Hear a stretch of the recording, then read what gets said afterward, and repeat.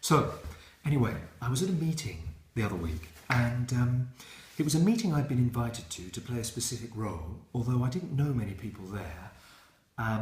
One of the guys came up to me at some point to introduce himself, and straight from the get-go, this guy was standing really close to me, close for me.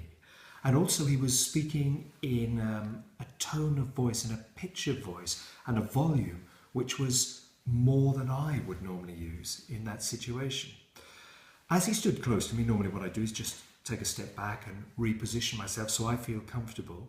He clearly felt comfortable, but I couldn't because I was backed up against a wall. I don't know if you've ever been in a position like that. So, anyway, he was welcoming me, really. He saw that I was, a stranger in the meeting, and he was coming over and making me feel welcome. So, something I said prompted a fairly strong response from him, and he said to me directly, "No, I'm afraid I disagree with you, and I'll tell you why." And what happened then, it was a brief exchange, but I could feel us kind of being at head level and intellects clashing.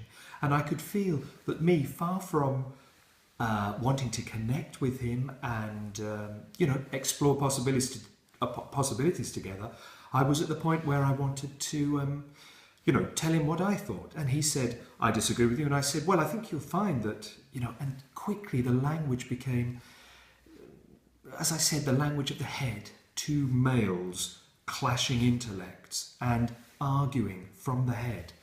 No heart involved, no anything else." And, that exchange was brief, but it left a bit of a sour taste in my mouth, because that's not how I like to connect with people. But the brilliant thing is that if you survive an exchange such as that and you live to tell the tale another day, what you then have is the opportunity to rerun it like actors do, reviewing, thinking about it, shifting perspectives as well, which I've done many times. So one option is to go, "Oh, should have, could have, would have, I wish I hadn't," and that kind of drags you down. I don't know if you know what I'm talking about, that sort of regretful state where actually there's nothing that can be resolved. But by running it again, by playing the film again and looking at different options, different outcomes, I start to see where I could develop that relationship.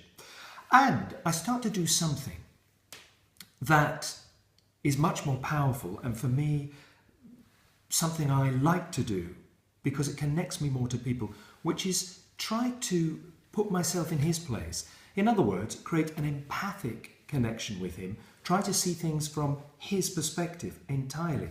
So I rerun the film as him. What's going on for him? What was it that I said that prompted his response? Because it was a response. It came from something that I initiated.